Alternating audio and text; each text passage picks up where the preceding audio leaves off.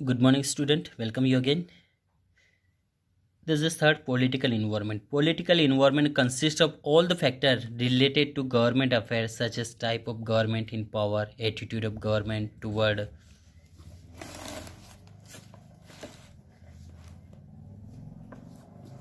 In different group of society. ठीक है, it means जो पॉलिटिकल इन्वायरमेंट है वो इफेक्ट करेगा कि पॉलिटिकल इन्वायरमेंट में कौन ऐसे फैक्टर्स हैं जो कि कहीं ना कहीं गवर्नमेंट के affairs such as government in power, attitude government की पॉलिसी क्या है, उसके पावर्स क्या है, वो किस तरह शासन कर रही. Different government group in society अलग अलग ग्रुप से होते हैं, तो उसके प्रति गवर्नमेंट की क्या पॉलिसी रही है.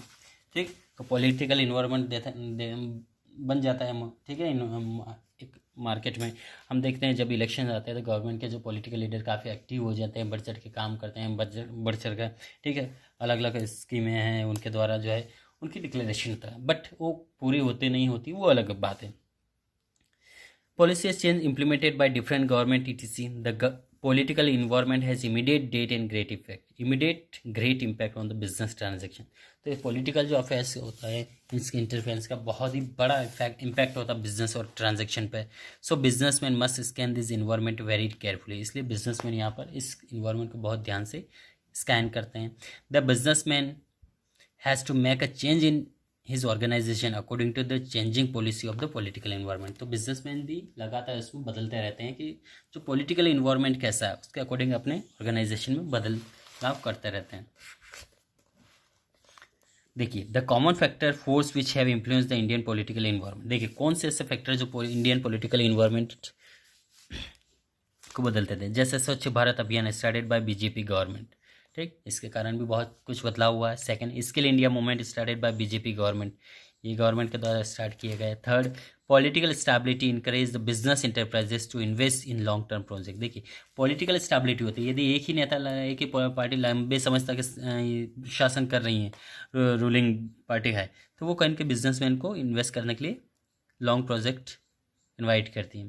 Present political system and profile of political leader. देखिए प्रेजेंट जो पॉलिटिकल सिस्टम है, प्रोफाइल ऑफ पॉलिटिकल लीडर्स, यही बिजनेस को, ठीक है, फैक्ट करेगी या बिजनेस डिसाइड करेगी.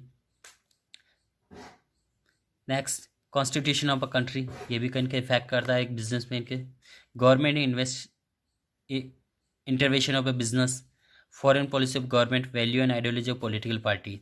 ये सारी चीज़ें कहीं के बिजनेस को इफेक्ट करती है, जिसको देखकर ही एक बिजनेसमैन बिजनेस स्टार्ट करता है या उसको एक्सपेंशन करने की कोशिश करता है.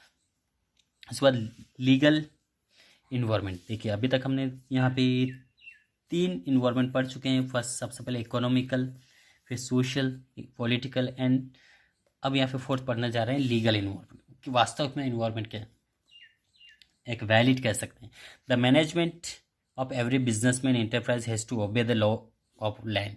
ठीक है, जो एक बिजनेस जो मैनेजमेंट होता है हर बिजनेसमैन एंटरप्राइजेस का has to obey the law of land, कि हमें एक लैंड का जो लॉ है, एक नेचुरल जो कुदरत का कानून, उसको भी फॉलो करना होता है. Therefore it is the essential for every business enterprises to have adequate knowledge of rules and regulation frame by the government. इसलिए एक हर एक बिजनेसमैन को उसको ज़रूरत होता है कि वो जो गवर्नमेंट के रूल्स रेगुलेशन को पता होना चाहिए, उसको ओबे कर, ठीक है, ओबे करता है. ठीक है, frame by the government. Legal environment include. अब लीगल इन्वायरमेंट गवर्नमेंट कुछ जो है रूल्स रेगुलेशन बनाती हैं. देखिए various law and legislative act, उसको जो एक बिजनेसमैन को सारी जितने भी लॉज है, कानून है और लेजिस्लेटिव एक्ट है उसके बारे में पता होना चाहिए.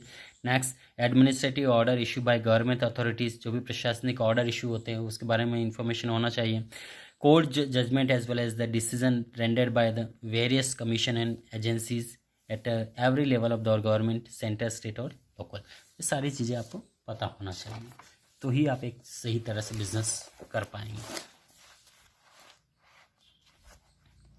Now next,